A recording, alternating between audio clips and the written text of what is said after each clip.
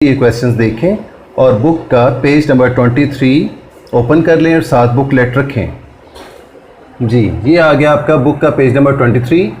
पहला सवाल है what is control in experiments. ये टॉपिक आपके सामने है, ये आपने पूरा याद करना है। ये है शुरू से आखिर तक, यहाँ से यहाँ तक, यहाँ से यहाँ तक आपने कंप्लीट याद करना है। जी, in science when doing the experiment it must be a controlled experiment. The scientist must contrast an experimental group with a control group. जी, तो क्या मतलब हुआ कि साइंसदान जब एक्सपेरिमेंट करते हैं तो फिर वो कंट्रोल्ड एक्सपेरिमेंट करते हैं। इसके लिए दो ग्रुप बनाते हैं, एक होता है तजर्बाती ग्रुप और दूसरा होता है कंट्रोल ग्रुप। तो the two groups are treated exactly alike. तो दोनों ग्रुप जो हैं उन्हें बिल्कुल एक तरीके से ट्रीट किया जाता है, except for the one variable being tested. सिर्फ उनमें एक फ़र्क रखा जाता है जिसको टेस्ट किया जा रहा होता है। For example, in an experiment to test the necessity of carbon dioxide, किसी तजर्बे में एक कार्बन डाइऑक्साइड की ज़रूरत को टेस्ट करने के लिए, तो फोटोसिंथेसिस में, फॉर फोटोसिंथेसिस, तो one can contrast the control group a plant with freely available carbon dioxide with an experimental group a plant with no carbon dioxide। तो फिर जब फोटोसिंथेसिस के लिए कार्बन डाइऑक्साइड की ज़रूरत का मुशाहिदा करना हो तो फिर दो पौधों को रखा जाता है। एक पौधे को ऐसी जगह रखा जाता है जहाँ पर उसे बहुत ज़्यादा कार्बन डाइऑक्साइड मुयस्सर हो, और एक पौधे को ऐसी जगह रखा जाता है जहाँ से कार्बन डाइऑक्साइड मुयस्सर ना हो। तो necessity of carbon dioxide will be proved when photosynthesis occurs in control group and doesn't occur in experimental group। तो कार्बन डाइऑक्साइड की ज़रूरत वाज़ेह हो जाएगी जबकि कंट्रोल ग्रुप में फोटोसिंथेसिस का अमल होगा, लेकिन एक्सपेरिमेंटल ग्रुप में फोटोसिंथेसिस का अमल नहीं होगा क्योंकि वहाँ कार्बन डाइऑक्साइड अवेलेबल नहीं होगी। अब आप देखेंगे क्वेश्चन नंबर 2। क्वेश्चन नंबर 2 है what does the biologist do for summarization of results.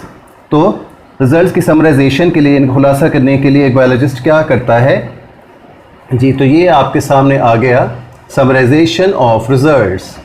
A biologist gathers actual qualitative data. तो बायोलॉजिस्ट जो है वो जमा करता है हकीकी मयारी डाटा जमा करता है फॉर एक्सपेरिमेंट, अपने तजर्बे के लिए। तो data for each of the groups, her group के लिए डाटा आर देन एवरेज, उनकी एवरेज निकाली जाती है एंड कंपेयर्ड स्टैटिस्टिकली, और फिर उनका मुवाजना किया जाता है रियाजियाती तरीके से, शुमारियाती तरीके से। टू ड्रॉ कंक्लूजन्स, नताइज निकालने के लिए biologist also uses statistical analysis. तो बायोलॉजिस्ट जो है वो रियाजियाती या शुमारियाती तज्जिया भी करता है। जी, अब आते हैं क्वेश्चन नंबर 3 की तरफ। How do biologist report there result. Biologist अपने रिजल्ट की रिपोर्ट किस तरह से पेश करते हैं। रिपोर्ट द रिजल्ट्स हेडिंग आपके सामने है। जी, बायोलॉजिस्ट पब्लिश देयर फाइंडिंग्स। तो बायोलॉजिस्ट क्या करते हैं, छपवा लेते हैं अपनी जो कुछ भी उन्होंने दरियाफ्त किया होता है, अपनी दरियाफ्तें छपवा लेते हैं इन साइंटिफिक जर्नल्स, एक साइंसी रिसालों में एंड बुक्स और किताबों में। तो in talks and at national and international meetings. इसके अलावा मुबाहिसे जब होते हैं कौमी और बैनुल अक़वामी इजलासों में, तो एंड इन सेमिनार्स, और इन कॉलेजेस सेमिनार मुनक़िद किए जाते हैं जिनमें तलबा सवाल करते हैं और साइंटिस्ट उनके जवाब देते हैं वगैरह वगैरह। एंड यूनिवर्सिटीज़ में भी ये सेमिनार्स मुनक़िद किए जा सकते हैं। जी, तो क्वेश्चन नंबर 4 आज के लेक्चर का आखिरी सवाल, why is publishing of results essential. तो रिजल्ट्स को पब्लिश करना, छपवाना क्यों ज़रूरी है। सेमिनार में या मीटिंग में तो एक बार बताया जाएगा अपनी दरियाफ्तों के बारे में, लेकिन पब्लिशिंग के बाद बार बार उन्हें पढ़ा जा सकता है।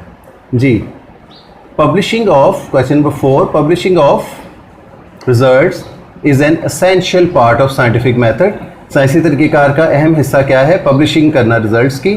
तो it allows the other people to verify the results, दूसरे लोगों को रिजल्ट्स की तस्दीक का मौका मिलता है, और apply the knowledge to solve the other problems, और दूसरी प्रॉब्लम हल करने के लिए इस नॉलेज को अप्लाई करने का, यानी यूज़ करने का मौका मिलता है। आज का लेक्चर मुकम्मल हुआ, अगले लेक्चर से फिर मिलेंगे, तब तक के लिए अल्लाह हाफ़िज़।